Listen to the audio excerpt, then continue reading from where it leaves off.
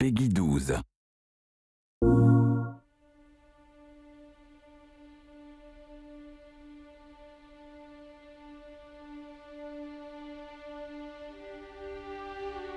How would we react to sort of an animal that's so incredible?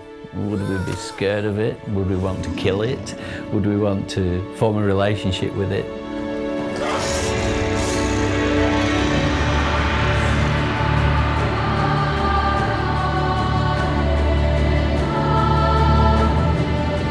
Today I was introduced to The Last Guardian for the first time. It's a story set in a sort of fantastic structural world of a young boy and this mythical creature which is sort of half griffin, half dog cat. You take on the role of the young boy and his encounter with this fantastic creature. In the game itself, there's a development of a relationship, a communication and a bond. So taking a step back, we've got to ask ourselves, is that kind of relationship a real one? These kind of bonds happen in real life. People form relationships with their companion animals. Animals themselves form bonds. And sometimes when it's different species, they have to get to know each other, as we are with our animals that we keep. Part of the real demand for people and animals is to understand how to relate to each other, how to form a relationship, and how to communicate.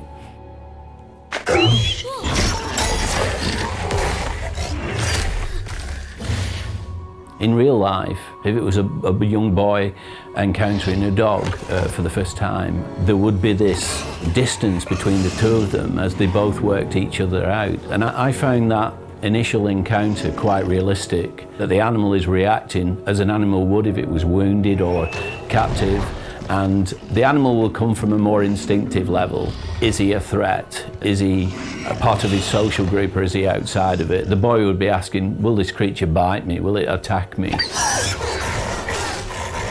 In order to calm an animal that's injured, what becomes important is the tone of voice and the calmness and the way that the communication is put into place. It's got to be slow, it's got to be gentle, it's got to be reassuring. If you think about horse whispering, where they will use a very gentle tone and at the same time breathe into the horse's nostrils, that's where it's picking up the fact that that person then becomes part of that herd. Some of the earlier stages of the development of trust and social interaction comes with feeding. It's a primary resource.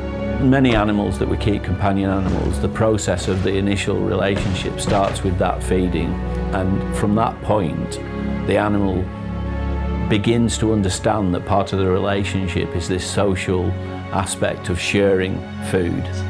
That becomes the process of real trust and bonding. You've got food, you're sharing it with me. When the boy is fed Trico and unchained him and released him, there's another process going on where the animal becomes attached to the boy because of this aspect of the relationship.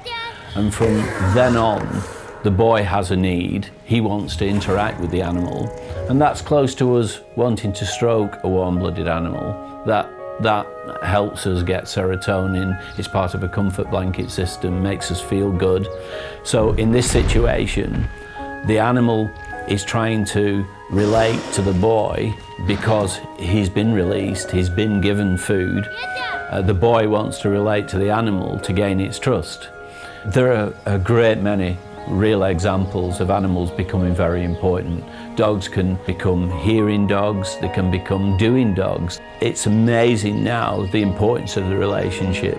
And in fact, there's some anthropologists believe that we wouldn't have evolved if it wasn't for this fantastic relationship that we formed with animals.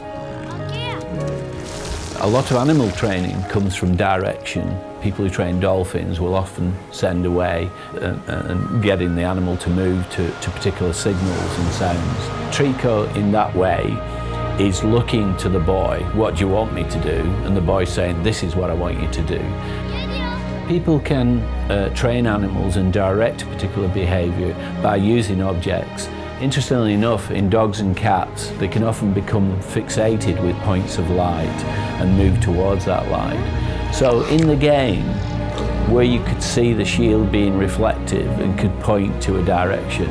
That's a process that can be learned by an animal.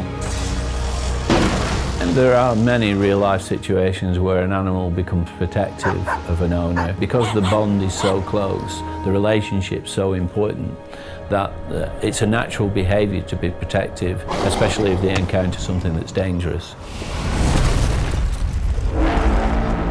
At the beginning, you can see Trico and the boy are both uncertain of each other, but as the bond develops and the trust between them becomes stronger, rather than be uncertain of each other, they start to become more confident of each other, and it is a joint goal and a joint experience.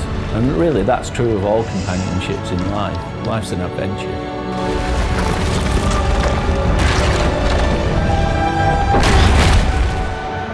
So in real life, if we encountered a creature as fantastic as Trico, that could leap those great heights and could fire from its tail, who knows what could be possible.